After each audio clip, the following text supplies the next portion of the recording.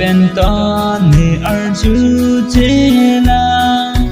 birta ke meno nangla te jog ji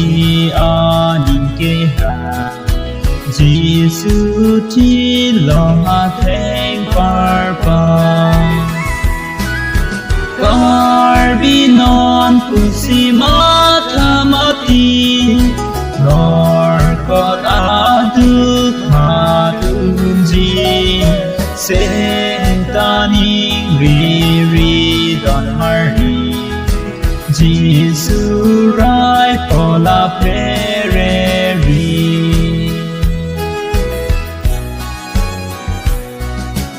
Arkile arju jedete hu aling taputame Jesu ki duk mati theke arju jele putanangke Karbinon pusi mathamati Nor kot aduk madunji Setaning diri don mari Jesus rai pola pereri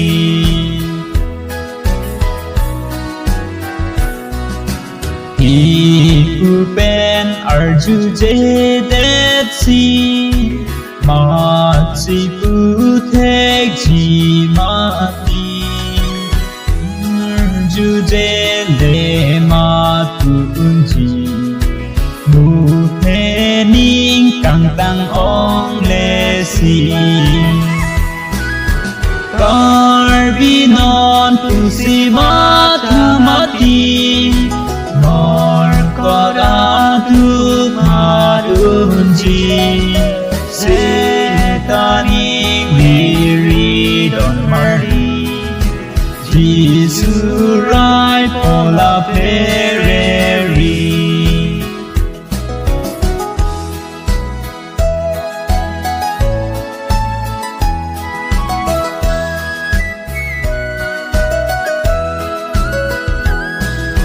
Hi